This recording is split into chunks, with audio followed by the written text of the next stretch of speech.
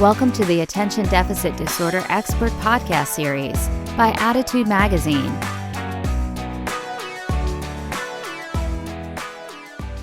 Hello, my name is Annie Rogers, and on behalf of the Attitude team, I'm so pleased to welcome you to today's ADHD Experts presentation titled Getting Things Done at Work with ADHD: How to Set Expectations, Meet Deadlines, and Increase Productivity. Leading today's presentation is Linda Walker. Linda is a professional certified coach, helping entrepreneurs and professionals with ADHD shift from a life of chaos and overwhelm to productivity and control. Her unique strategies, tools, and approaches have empowered hundreds of neurodivergent entrepreneurs, professionals, and other creative geniuses. Since 2005, Linda has created programs combining group coaching, online training, and community to address challenges with productivity for people with ADHD. She's the author of With Time to Spare, the ultimate guide to peak performance for entrepreneurs, adults with ADHD, and other creative geniuses. You can get your copy of the top 3 creative genius productivity hacks and stay informed about her next free online workshop at www.creativegeniusreport.com. In today's webinar, we will specifically be discussing getting things done on the job with ADHD. As you know, executive dysfunction goes hand in hand with ADHD. Today, we will discuss techniques to help you stay focused, be productive, meet your deadlines, and communicate effectively and with authority. That is a lot to cover, but we'd like to begin today's webinar by asking you a question. So to our live audience, please tell us which of the following is your biggest ADHD-related challenge at work. You can select your answers, and you can also comment in the text box under the video player to tell us more about your challenges. You can see the poll results as soon as you submit your response, and then we'll share a little more insight before our Q&A session. So while you all are doing that, I'll point out just a few things. As I said, you can submit questions at any time during the event under the video player. You can also download the slides. Just click on the event resources section of your webinar screen to do that. And if you are interested in the certificate of attendance option, look for instructions in an email you will receive about an hour after the live broadcast. We will also make available a transcript of today's event. If you are listening in replay or podcast mode, just visit attitudemag.com and search podcast 431 to access the slides, webinar replay, certificate of attendance, and transcript.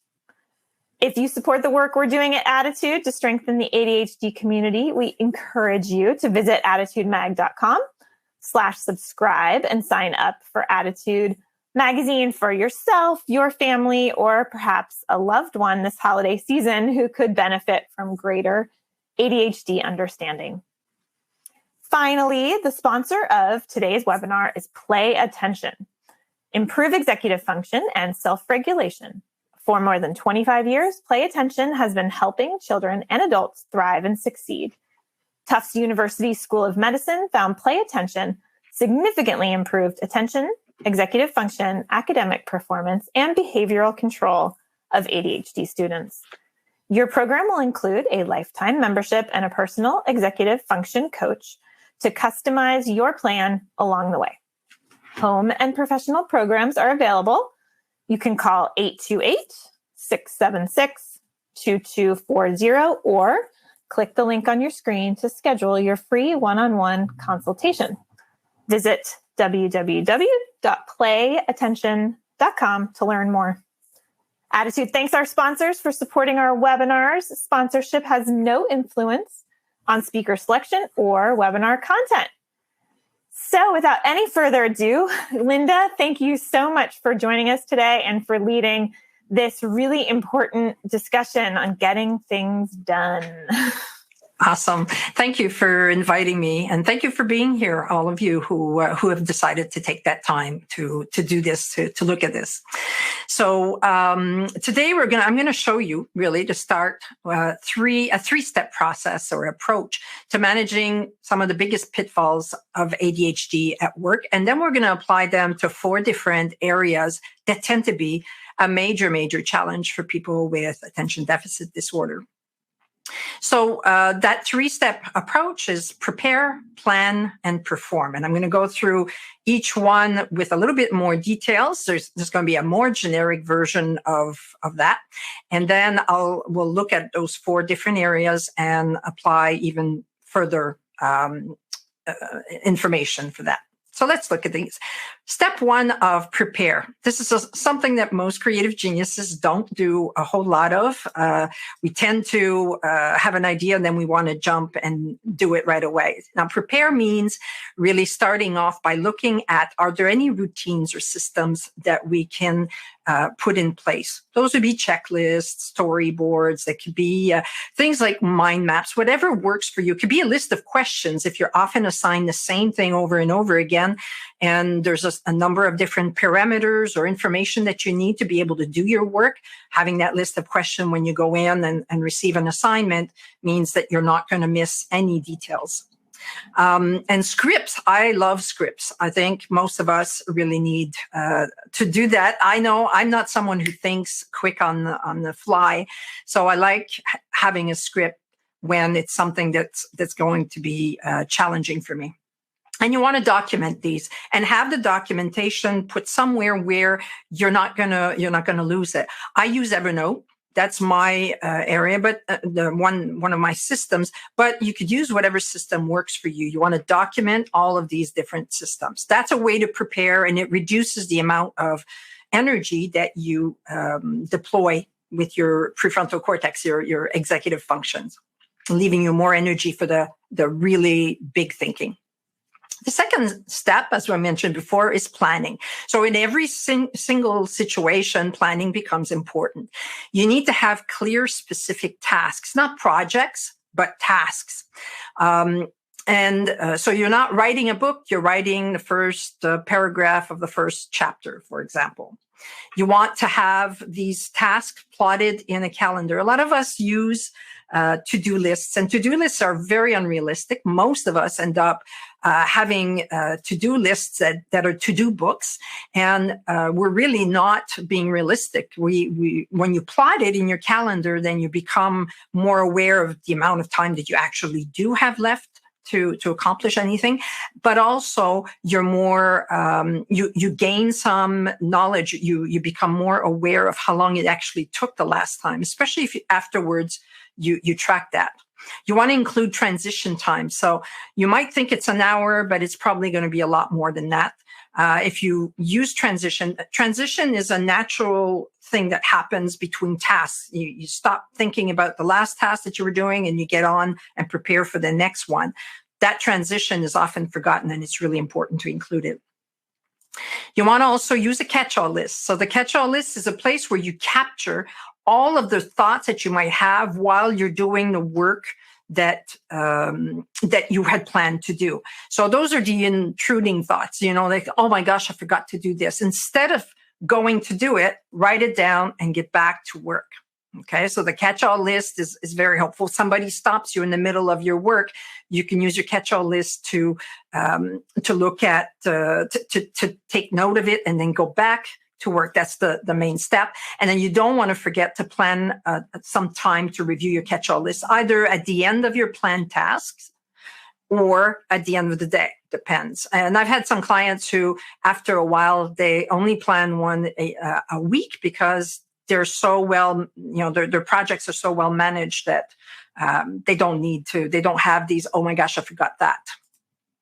And you want to identify and manage possible obstacles ahead of time. Studies show that when you do that, you are much more likely to get things done because now you're ready for those obstacles. You have a plan and you don't get completely sidetracked by those obstacles.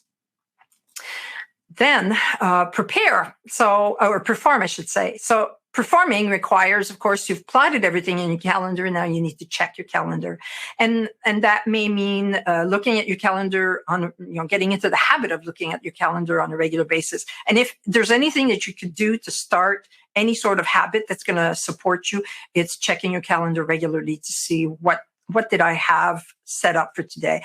I check mine in the morning. I check it after every task that I've completed, and at the end of the day, so that I'm ready for the next day. If there's anything I need to prepare ahead of time, then you want to do what you say you were going to do. You want to do what you plan. Now, I know that's not always easy to do. There's all kinds of emergencies that happen and so on. I'll talk about that later when we're talking about the ways to be more productive. And of course, it's a good idea to to stay on track. I use my phone all the time to track me, or you can use something. I don't know if you could see it, but I've got a little one of these timers that show how much time I've got left. So that could be extremely helpful for us time-blind people. So let's look at those that three-step approach for setting expectations. So what would that look like? So I had talked about prepare in a more generic view. Now we're going to be, that is true, but you're also going to add this. So if setting expectations, if there's a routine for that, you use that, but we're also going to do some more stuff that's more specific to setting expectations. And it starts with being clear about expectations. So many people are not really clear about what they need to do. And I mentioned before having a list of questions. If there's tasks that you do often, an example of that, I'm often asked to speak. Before I say yes, I have a number of questions. Okay, so what type of format are we talking? A presentation, workshop, an interview, a panel? What's the length of the presentation? What's the logistics, the audience, the subject that you want me to speak about? I have those questions, and then I document them because I will forget. I had somebody in May who hired me for next May. I would never have remembered what my presentation for them is going to be and what they wanted me to touch on. So I've documented it and I've put it in my system so that I don't forget. And of course, you want to double check your understanding of expectations. So again, I spoke about scripts. Here's a script in the little blue box that you see there. So what you want me to prepare for you is a pie chart of the clinical whatever for the following dates, and you want it done by this time. Is that correct? And that way you're always sure that you've clarified the expectations and they know exactly, what you need to do, and they do as well. Next, of course, is planning. So before you accept, you don't plan, you don't say yes right away, even if it's a boss, if it's a client. I've had clients to whom I've said no just because there was no way I could perform it. I haven't said no. I didn't say no right away. But before I said yes, and before you say yes, you need to first give yourself some time to think. So using a script, you could say something like, okay, let me check my projects before I commit to this because I want to make sure I meet your timelines. And then you go and you review your current projects and to make sure that you can fit it in. And then you return. Don't be shy to return and ask for questions. I've had so many people who were too shy to go back and get more information about something that they missed. Okay. And as a result, because they think that's not normal to have that type of expectation. So it's okay to ask more questions. You asked for this, but I want to make sure that it's this, and how precise do you want it to be, or whatever. And you may have to negotiate timelines, even with your boss. You may have to reprioritize your current projects if this project is more important than the other ones. So that's the planning part. Now, let's say you've actually said yes. You've decided you are going to accept this project. Now it's time to perform. So how do you do that? You want to first make sure that you don't overpromise. You don't promise more. I know we get so excited about projects and we're thinking about the possibilities and we get into adding more and more, and you don't want to do that.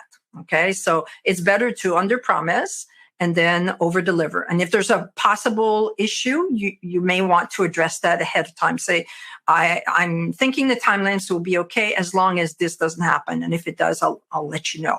Okay. The other step is, of course, to plan regular check-ins. So a lot of people with ADHD will wait till the last minute to do anything. So let's say if I meet my client, and I'm saying I've got client in brackets because where I used to work, in quotes, I mean, where I used to work, client was also an internal client. So the people I worked with, they were clients. So your team, your boss, your client have regular check-ins. These become these mini deadlines. And they kind of force you to continue to make progress in your project if it's something that you have a tendency to procrastinate. You also will want to communicate any unexpected events that happen and offer some contingency plans that can happen. And there's nothing you could do about it, but you could be communicative about it. So what about now? I've set expectations. Now it's time for me to meet deadlines. So let's look at what that looks like. So meeting deadlines, of course, starts with having, in the prepare part, having a consistent planning process that doesn't have any holes. And the planning process is for planning your projects and tasks and all of this, but also to capture things that are assigned to you in meetings. I've noticed that we have so many meetings nowadays, and a lot of the tasks that are assigned to us are assigned during meetings. We need to take responsibility for capturing that. So having a system to capture that, the things that we are responsible for, don't wait for meeting notes or the minutes of the meeting, because that may happen. You may get them the day before the next meeting, and oops, you're in trouble. And then you want to give yourself or make an appointment with yourself with a post-meeting planning. So that will help in allowing you to, after a meeting, you stop, you look at, and maybe it's not right after the meeting if you've got back-to-back, but you want to schedule some time for yourself to look at what are the things that have been assigned to you and capture them in your project planning system so that you don't miss anything. And if you need to schedule something this week, then you're not doing it at the last minute. And you want to create an interruption-free zone. And that starts, you prepare for that by eliminating any distractions that could stop you. If you've got a lot of stuff on your desk and it's distracting you, you may want to put it in a box and put an appointment with yourself to look in the box and make sure you don't miss anything, but also communicate the periods of uninterrupted times with others in your team. So you might say, hey, I'm struggling to stay focused because we're constantly interrupting each other. During this time and this time, I want to try to work uninterrupted. If you have any questions, blah, blah, blah, can you come at another time? Okay. So having a script that stops interrupters, because you might communicate in advance, but maybe some interrupters show up anyways, and say, oh, I'd love to, a script would look like, oh, I'd love to talk to you right now, but I'm really focused on this project and I don't want to lose the flow. Can we talk? And then you give them a time when you can meet. Okay. You need to prepare those things ahead of time. Your scripts, the periods when you want to be uninterrupted and communicated with people, and those distractions. So now let's talk about planning those meetings to meet your deadlines. So it starts with planning projects. So planning projects, instead of planning by to-dos, is a better way because it allows you to see the big picture. Creative geniuses, people with ADHD, are big picture thinkers, and you need to see all of the different projects that you've got going to be able to make the best decisions. And you do that ideally once a week, because that could be a little bit long if you do it every day. So you plan by project instead. If you have large projects, you will want to break them down into milestones. So a milestone is a natural part of a project. So for example, if you're asked to deliver a training to a group, you might have as a milestone, get a needs analysis, maybe create an outline for the training, possibly writing the training, preparing documentation, and then actually delivering the training. So those would be milestones. And you don't develop every milestone for big projects because it could take a very long time. You'll want to develop the first few tasks that you have to do. Again, you want to plan regular check-ins with the supervisor, the client, or your team if you've got a team going in this particular project to meet that deadline.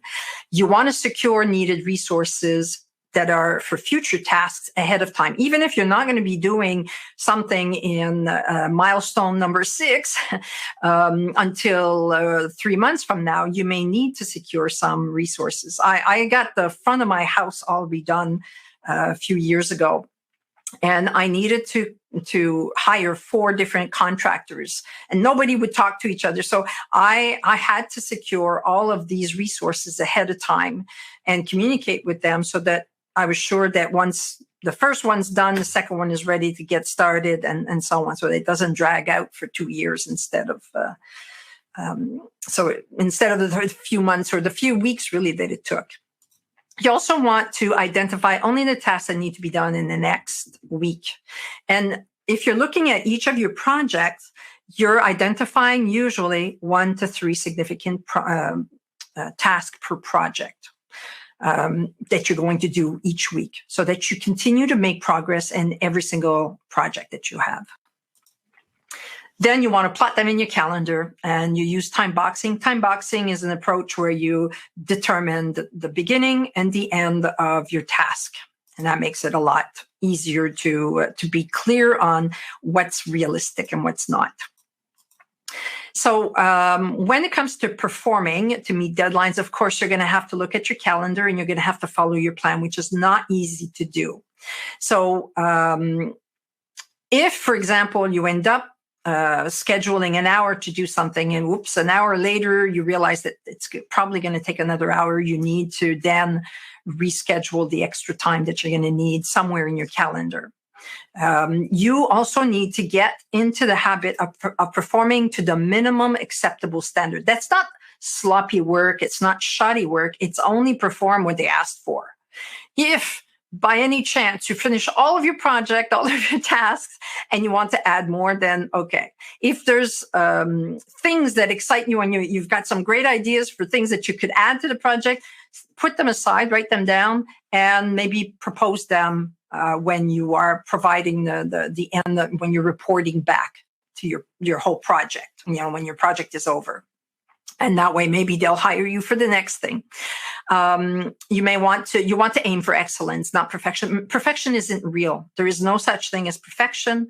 Only, our higher power is perfect. We are not. So we need to stop believing that that's going to be possible. And to get from 0 to 80% perfect, which I call excellence, takes as much time as getting from that 80% to what you think is going to be 100, but it never is.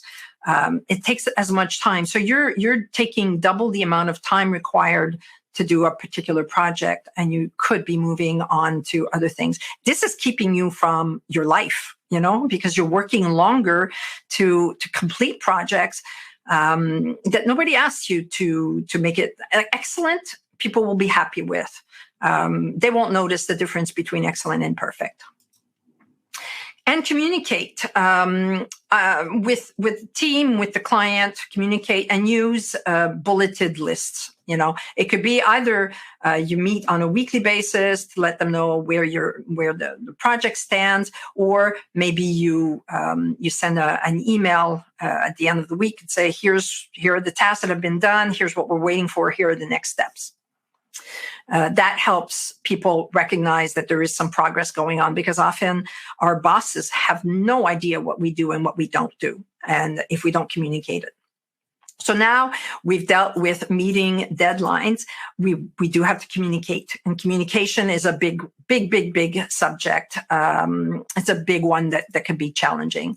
So what does communicating effectively mean? It's not verbal diarrhea. That's not communicating effectively. It is, communicating a message that is clear to the audience, that the audience can pay attention to, and that everybody's ready to listen, you included.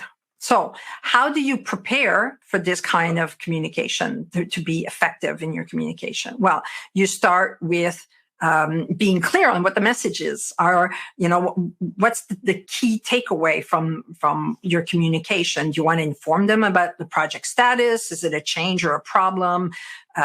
Is it something else? Okay, so you want to be clear on what that is. You want to then make sure that you have a clear call to action. Now, call to action is a marketing term that we use to say, what do you want people to do with the information that you're going to provide them when you're communicating? Do you want them to make a decision, to provide information, maybe to solve the problem or to take action? What is it that you need for them to do? Who are the people who are going to need to be involved and communicated to? And what do they already know? And making sure that you only provide what they need to know.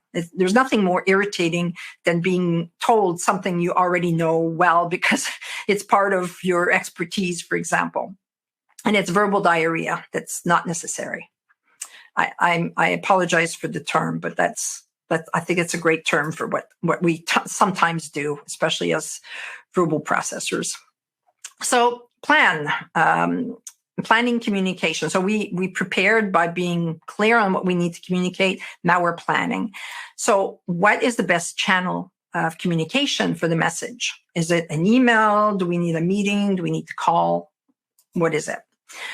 Prepare a bulleted summary of what they need to know. People don't have time to read chapters or, even paragraphs and paragraphs of stuff. We don't have time to take a longer route than what we need. And if you have a tendency to diverge from what you were planning to say, having a bulleted summary of what you want to say can be extremely helpful. And what do they need to know? And you may want to prepare an agenda if we're talking about a meeting. So you'll need to plan that. Next is the call to action. You want to make sure that you clarify that in whatever communication. So what is it? Are there any options that you could provide them or solutions that you can propose? And ideally, you want to number those because it makes it a lot easier for people to then respond. Especially if we're talking about an email communication or a text. Plan for objections and questions. It's objections, questions, concerns, or whatever. Often we gather a group of people that have different challenges in their work, and if we're not ready to prepare, if we're not ready to answer those questions or objections, it's going to take longer to make decisions. It's going to take longer to communicate. So plan for those. You may want to say, okay, so what are some of the objections or the concerns that each member might have, or the questions? Is there a way that I can answer that? Is there some statistics that I could provide or some information that I could provide that would be helpful? Okay, and that means then you may also you'll need to bring that information with you if you're having a meeting. So when it comes to two-way communication, when you're having a meeting, we're still in the plan phase. Like I said, communicating effectively is a big, big one. You may want to create and select the best condition. Well, not you may, you need to create and select the best conditions for you to stay focused on the conversation. So this is something that most people really struggle with. When are you in your day? When are you able to stay focused and not necessarily focused for a long period of time, but focused enough that you can have a conversation? There are times in our day when we are totally white. Those are not great times to have meetings. Those are times that if you have meetings and things get emotional, you will lose your cool. Okay. And you can actually hurt your reputation more than anything else. So you want to identify that. You want to be away from distractions. You don't want a meeting where there's TVs everywhere in the restaurant type of thing. Or so having the best conditions is incredibly helpful. Then you need to be ready, plan for what if the conversation gets to be negative and you get those negative emotions. Someone is not getting what you're saying and they're getting annoying and they're asking stupid questions. There are no stupid questions, but you're going to lose your cool.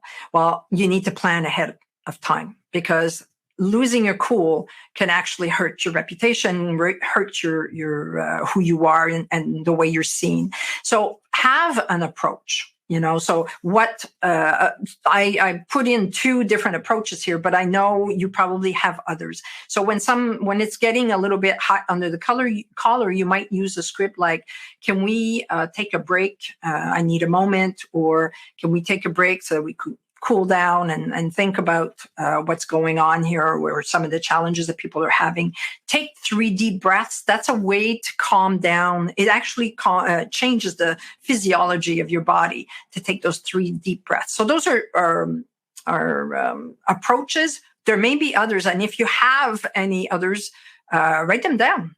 We love to hear, I love to hear what you guys have to say. And I know the group here also does, because you are creative and you come up with a lot of great ideas.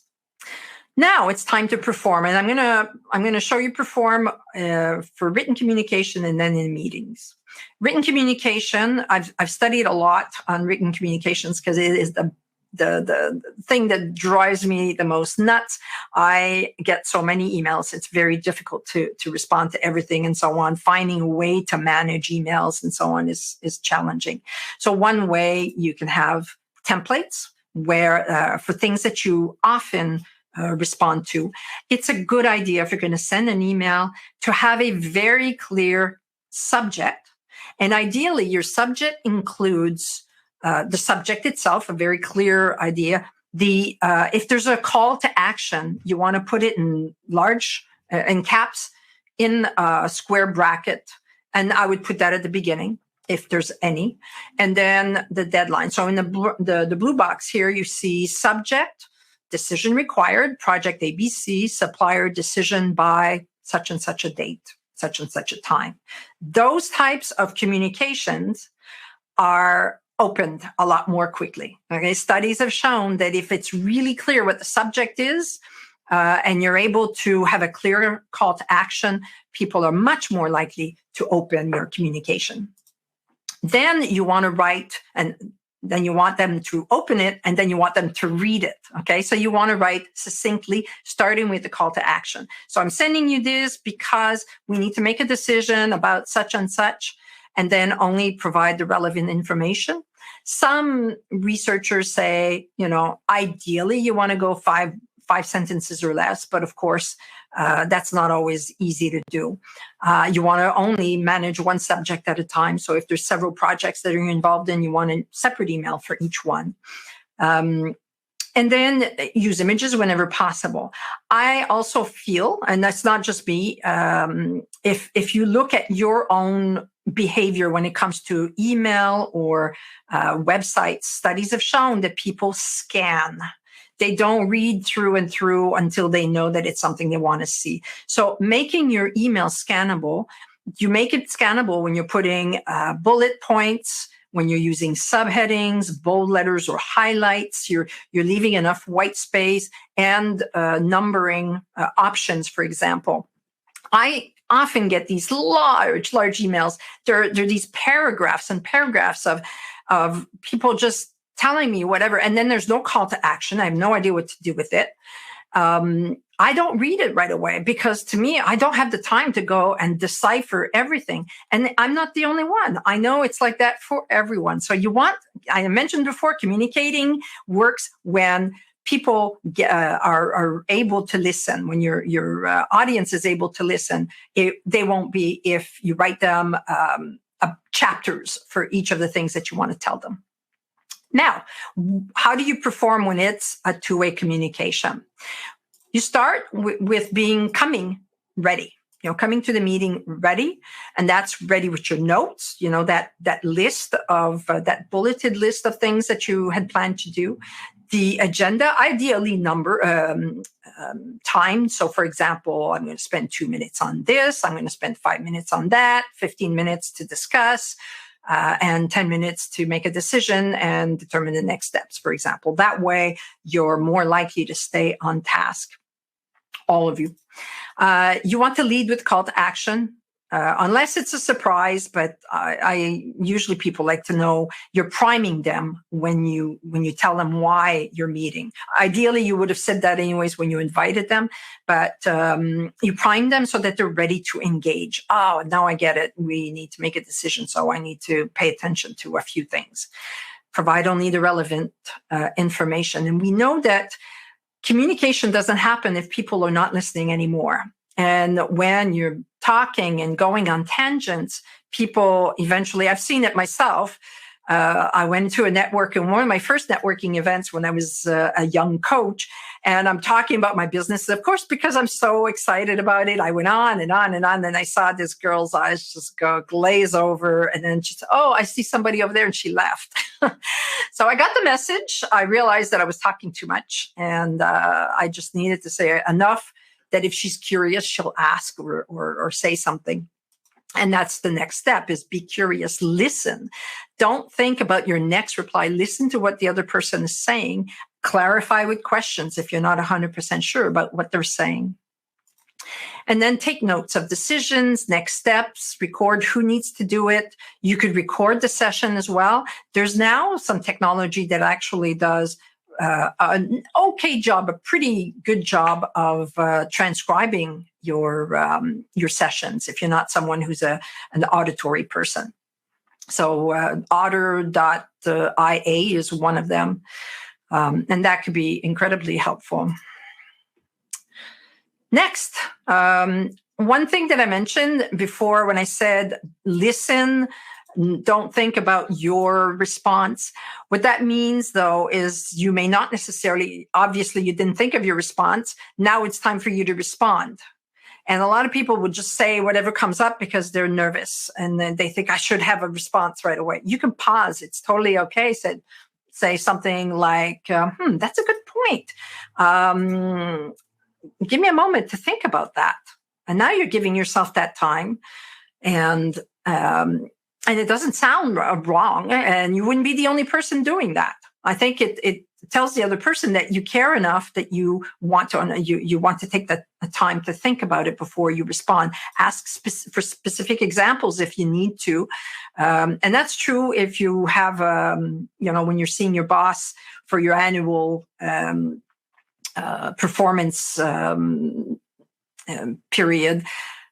Ask for specific examples of what they're saying. Paraphrase. So paraphrasing is not, regurgitating exactly what the person has said, but telling them what you understood of what they said. And so that you can verify. Paraphrasing would look, okay, so what I understand, what you're saying is your concern is this, and da-da-da. Is that correct? And that way, you're sure that you are not saying something that's out of context.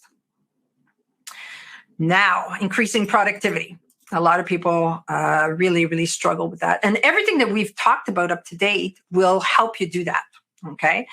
You increase productivity when you're clear about your expectations and when you're able to plan and manage your everything that you need to do. But here are a few other things that you need to consider. In the prepare stage of increasing productivity, one thing that you need to know is you will be as productive as your brain allows you to be. So what that means is you have to practice extreme self-care. You need to optimize your executive functions. That's a part of your brain that is responsible for, thinking. It's your real thinking brain, your thinking brain. This is where you focus. This is a part of the brain that helps you focus, gets you into action, gets you involved with decision-making and so on. So you need to optimize your executive functions with good lifestyle. And I'm sure you've heard that before, sleep, physical activity, having stress reduction every day. You need some downtime. It could be taking a walk in nature, and nutrition, reducing simple carbs. I know that sounds trite, and I know it's not easy to do. You can't do it all at once if you're really not someone who takes care of their brain. But I want you to recognize that you have a creative genius brain. If you took care of it, it would be optimized, and you would be more productive, and you would have more time after that to spend with family and so on. So create routines, and then you're going to need to create routines and habits to reduce decision fatigue. Decision fatigue happens when you're making many, many decisions. And sometimes we make decisions over mundane things that we should have decided on once and for all. So you want to solve your problems once and for all by creating routines. So if the word routine irks you, consider it rituals, for example. So instead of routines, if that's a word that has a negative connotation, think of a ritual. And habits are rituals that are repeated over and over again. What that happens, or what that does, is that it reduces the amount of decisions that you have to make over, should I check my email right now? Or, oh, maybe later. No, I've made a decision that I'm only checking email at certain times in the day. I'm shutting off my email in the meantime so that I can focus on the work that I need to do. Sorry about that. I'm telling myself that it's time to start cluing up. So you want to reduce decision fatigue with rituals. I've actually got a program that I'm going to offer for free. It's usually a paid program, but at the end of the session, I'm going to give you a code and you can actually access it to help you with ADHD, creative ADHD lifestyles that using habits. You want to build awareness around your unique energy patterns. We have periods in our day when we are more focused than others, periods in our day when we are deeply exhausted. Our brains can't take anymore. If you recognize when those happen and you match your tasks to the right time of the day. For example, I do most of my writing and really heavy mental work in the morning because that tends to be it's my unique, my period, what I call my genius zone. It's a period of my day when I can focus really well, especially if I took care of my brain. So knowing those takes you noticing them. And it takes, I actually created a course on how to do that, but you can probably figure out a way to do it. And in January, I'm going to be giving a webinar that explains a little bit about how to do that. Some more knowledge about it. And then you want to manage your environment always. The environment always wins. So if you don't manage it, it will take over. It will win and you will lose. So you want to reduce distractions and interruptions as much as possible. Now, increasing productivity, you start with plotting, of course, everything in your calendar. We've talked about that before. And everything means also all of your self-care and recurring tasks. So if you have a report you have to do every Friday for your boss, you write that down. You put it in your calendar as a recurring task. You want to also set it up so that all of these follow your energy patterns. So when I'm most focused, that's when I do my highly focused work. When I'm more, physically active, that's when I might do some of the shorter tasks, email responses, and so on.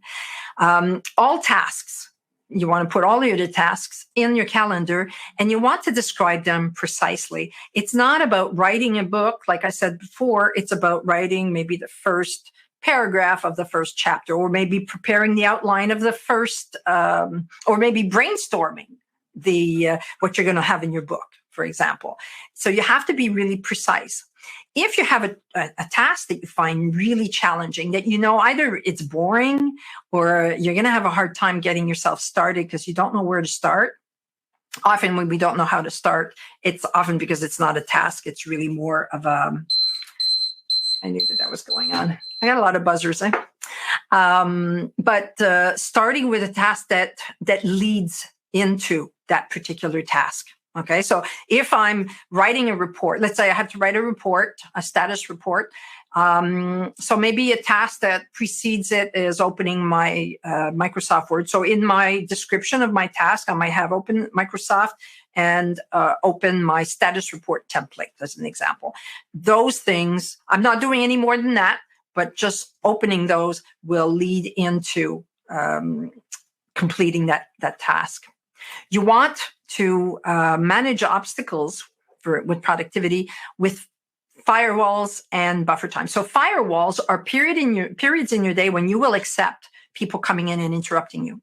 When I was working my old job, I instituted firewalls at the end of my morning and at the end of the day. And outside of that, I asked people not to interrupt me. Keep your questions.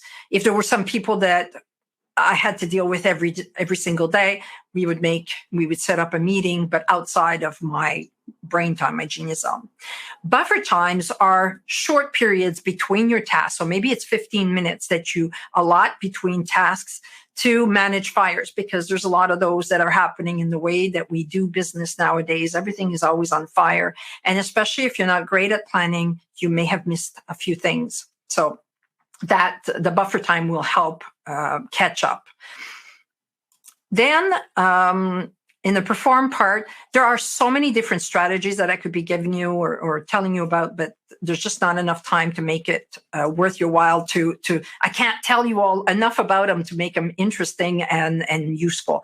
So one way is using momentum. So momentum, especially if you're dealing with a task that you don't particularly enjoy, you want to start with a short task before that gives you a boost of energy. And then as soon as your brain is awake, jump into the task that you find maybe more challenging. The other thing that you could do is inject interest, novelty, competition, urgency. So interest might be looking for a particular bit of information. Novelty could be maybe doing it somewhere like I like in the summer to work outside on my patio. It's a different place and it's a lovely place. And I find that I work really well there. Competition could be with the time and so on. And then I'm not sure, some of you probably have used this already, but body doubling is incredibly useful. Body doubling is you meet with one other or more people. You don't have to be in the same physical space to do body doubling. You can actually be doing it on the phone. You could do it on video chat. They don't even have to be from your office, for example.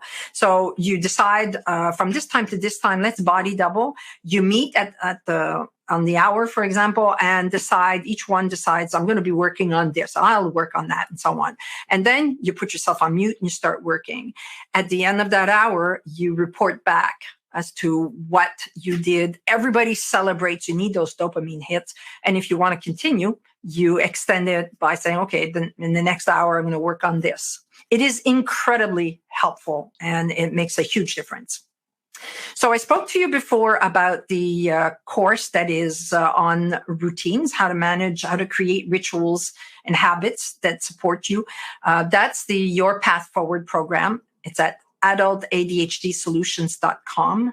It is usually a $77 program, but if you use the code ADHD at work, all together in lowercase, you will get it for free. So you'll sign up. You do as if you're going to purchase it. There's going to be a first window and then a second window opens and there's a link, got a code. You click on that and you put that code in and it'll automatically put the price down to $0. And then there's the top 3 productivity hacks that I'm offering. We were having an issue just before I just launched today my brand new website. And of course, when you're launching a brand new website, there's always some challenge that shows up. So that report is on the website, but and I suspect my assistant has probably managed it by now. But Creative Genius Report. If you have any challenges, don't worry about it. I'll send an email afterwards to reiterate where you need to go to pick up the report. And you get the report, and there will be a small series of emails afterwards that kind of help you dig more into that report so that you can actually implement what you've learned. And that is that. Thank you so much for your attention. And I will be ready for questions. Thank you so much, Linda. We have a lot to cover. I'm going to quickly thank Play Attention once more for sponsoring today's webinar. And I want to highlight what you all told us were your biggest challenges. I know it was very annoying that we did not allow people to click all of the above in our poll question at the beginning, but we did that on purpose to give us a little bit more fine tune on where the challenges were. So the number one challenge cited by 29% of people was focusing consistently. So I'd like to make that the first question here. We've got a number of people who say, again, yes, ADHD brains, creative geniuses. When the ADHD brain gets interested in something, it gets really interested in it. And people say they fall down rabbit holes, and they lose track of time blindness, all of that. How can we help them to shift their focus and give equal focus to all of the things that need their focus, not just the things that are interesting to them? I know what you mean. Ideally, you want to have a career or things that you love and you find interesting, and that's the majority of what you do in the daytime. But first things first is to plan. The number one issue with being able to get things done and staying focused is people are not planning and being aware of your energy patterns. That's one other thing that will make a difference. Besides that, it's a challenging thing to fall into those rabbit holes. It's a tendency that most people have. You will want to have a specific amount of time that you're going to set, that you decide you're going to work on it. You need to have that task a lot more specific. I'll only work on this part of this. And I know it's hard to say, no, I'm going to stop now because I'm finished and my time is up. I need to move on to the next thing. But what I often tell people is if you were planning on a weekly basis and you looked at all your projects, you were being the CEO of your brain, of your life. You are making decisions that were informed around what needs to get done. And in the moment when you decide you want to stick to a particular task, even if you're not supposed to be doing it anymore, you're being a teenager, a rebellious teenager. And if you think about right now, I'm going to get, it's going to be fun. It's going to continue to be fun. But if I'm thinking of my future self, I'm going to be in trouble.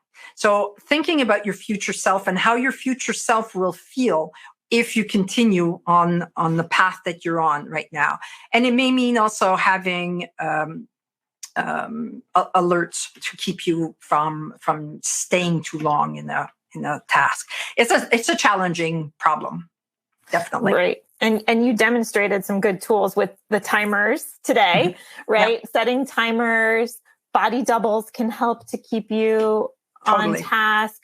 And I don't recall if you mentioned the Pomodoro method. I mean, this kind of ties in with the timers, but giving yourself that 20 to 40 minutes of defined time with the break, as you mentioned, that buffer time. And I wouldn't necessarily leave it at 20 or 25 minutes. That's what the Pomodoro approach says, but you go with what works for you. Each person is different. When I'm focused on the task, and that's the other thing is if you know you're going to be working on a task that requires a lot of focus, you may want to work on a longer period on that task than a bunch of short periods, because once you get into it, it's hard to get out.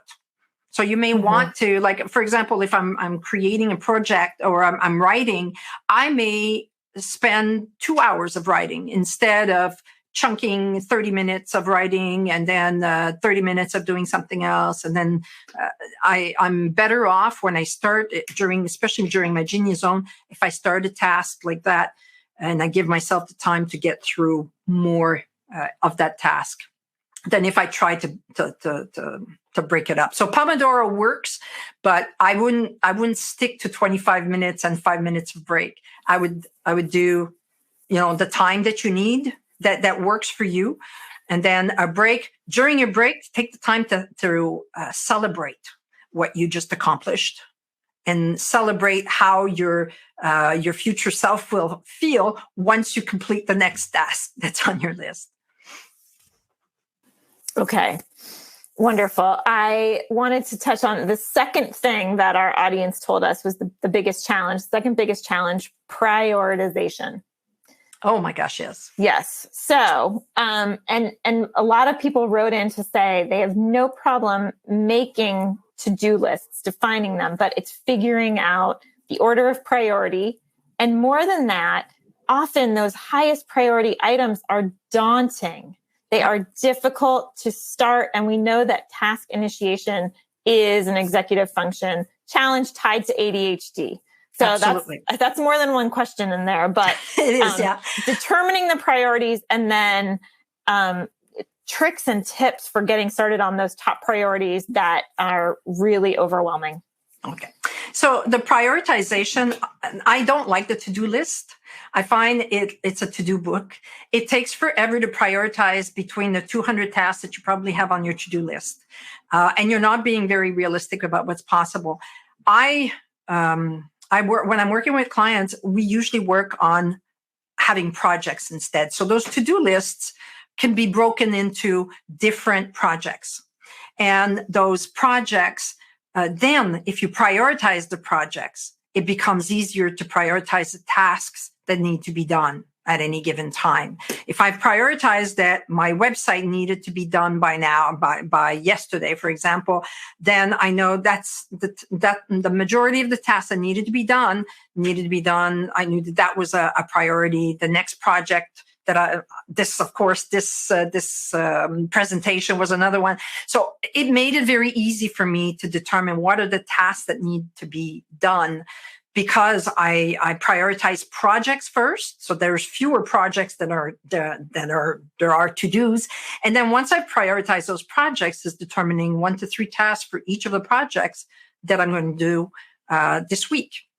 When it comes to getting started, especially those daunting things, one of the approaches that makes a huge difference, I will use BJ Fogg's approach for tiny habits. You can use the same approach for starting any task. First of all, if it's very daunting, it's not a task, break it down even more.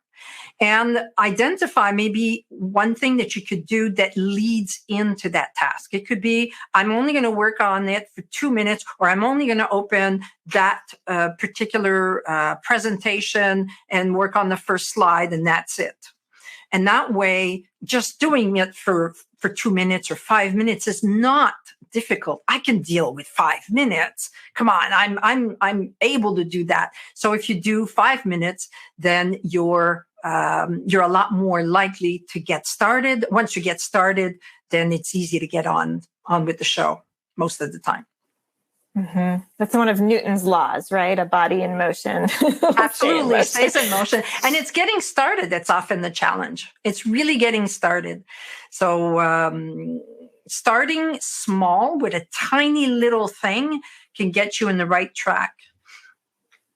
Yes. And I'll just mention that a common challenge is this idea of procrastivity, that we pick these little busy tasks to fill our time, and suddenly, we're harried, we're working overtime, we're working at night, but those big priority things aren't getting done. So I really like that idea of the project. Yeah, being clear on the project. And then procrastivity happens when the task is fuzzy.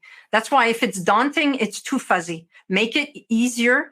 If you need to, procrastivity happens when the task, you don't have a clue when it's going to be over. So you need to set a time if that's the challenge. So look at the task and say, okay, is it fuzzy? Do I know how long it's going to take? Do I know how to get started? What could be one tiny little thing that would get me started into it? And that will reduce the possibility of procrastivity, and you're more likely to do that priority task. Okay, so I'm going to try and squeeze in our third most challenging aspect of ADHD and work, and that's organizing time. 19% of you said that was your biggest challenge. And we got a number of questions. Your time blocks were a great concept, but people are really struggling with how can they accurately estimate how much time it's going to take, because again, we know that time estimation is an executive function challenge associated with ADHD. Totally. So you will not get it right the first time. That's why if you not only put in your time block, and I'll give you another approach that you could use.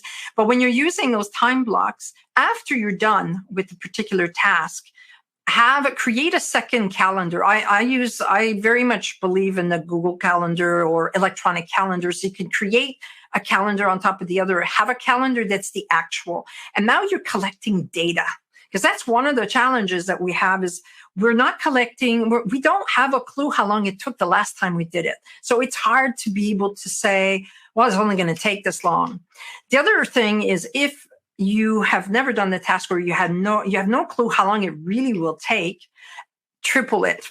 Triple how much it's going to take. You think it's going to take. Most people say, I'm never going to get anything done. Well, chances are you will probably be close to target. But if you aren't, hey, bonus, you've got some extra time to do something else. And in doing it, you will amass some data about how long it actually takes. The other thing is a task. That's a big challenge is sometimes a task, if you do it at certain times of the day, will take 5 minutes. At other times of the day will take an hour. And at other times of the day, you're not going to be able to do it. Those are your energy patterns. So recognizing what kind of task it is it a short task or a long task that requires a lot of focus or a physical task? And when is the best time for you to do it? That will make a massive difference. That's why it's part of one of the things that I'm training people on, because it is a major issue. How long does it take? It's hard to know because sometimes you're focused and sometimes you're not, and you may have booked at the wrong time. So, So triple the amount of time you think it's going to take, and then capture how long it actually took, and that'll help you in the future. Okay. Well, we are out of time for today. This was a lot of good information for all of those who asked during the live event. Yes, you can download the slides to refer to, and you can also replay this webinar. All of that information will come to you in an email just in a couple of hours. But for now, I just want to thank Linda for leading this talk for us today, this webinar, and for everyone who attended. And I hope that you all can attend more Attitude webinars. If you are listening in replay or podcast mode, just visit attitudemag.com and search podcast 431 to access the slides, webinar replay, certificate of attendance, and transcript. If you support the work we're doing at Attitude to strengthen the ADHD community, we encourage you to visit attitudemag.com/subscribe and sign up for Attitude magazine for yourself, your family, or perhaps a loved one this holiday season who could benefit from greater ADHD understanding. But for now, thank you all for joining us, and we hope that you have a wonderful day. Bye. Thank you. For more Attitude podcasts and information on living well with attention deficit, visit attitudemag.com. That's ADDITUDEMAG.com.